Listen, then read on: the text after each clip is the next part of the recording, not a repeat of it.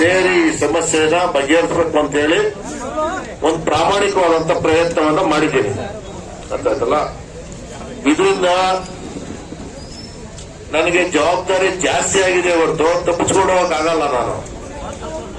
ಯಾಕಂದ್ರೆ ನಿರಂತರವಾಗಿ ನಿಮ್ ಜೊತೆ ಇರ್ಬೇಕಾಗಿರೋನು ಇರೋ ಅಂತ ತಪ್ಪಿಸ್ಕೊಂಡು ಹೋಗುವಂತವರಲ್ಲ ನಾನು.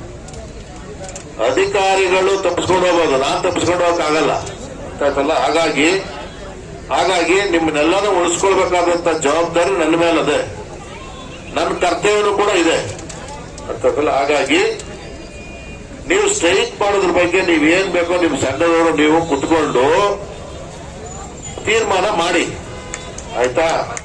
ಆದ್ರೆ ಒಂದ್ ನಿಮಿಷ ಕೇಳ್ರಪ್ಪ,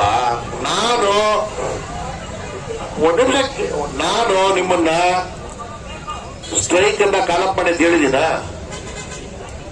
ಇದು ಕೇಳ್ರಮ್ಮ, ಪ್ರಜಾಪ್ರಭುತ್ವ ಅರ್ಥ ಆಯ್ತಲ್ಲ. ನೀವು ನಿಮ್ ಸಂಘಟನೆ ಕುತ್ಕೊಂಡು ನಾನ್ ನಿಮ್ ಜೊತೆಗೆ ಏನೇನ್ ಸಾಧ್ಯ ಇಟ್ಕೊಂಡು ಸಹಾಯ ಮಾಡ್ಲಿಕ್ಕೆ ಸಾಧ್ಯ, ಸಮಸ್ಯೆನ ಬಗೆಹರಿಸ್ಲಿಕ್ಕೆ ಸಾಧ್ಯ, ಆ ಕೆಲಸನ ನಾನು ನಿರಂತರವಾಗಿ ಮಾಡಿದ್ದೀನಿ, ಮುಂದೆನೂ ಕೂಡ ಮಾಡ್ತೀನಿ ಅಂತ.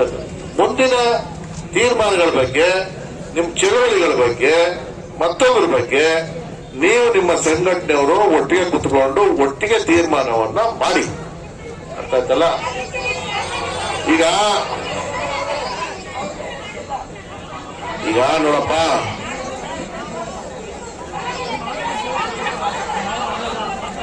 ಆಯ್ತು ಬೇಡ, ನಾನೆಲ್ಲ ಹೋಗಿ ಅಂತ ಹೇಳಿದೆ ನಿಮ್ನ, ನಾನೆಲ್ಲ ಹೇಳಿದೆ?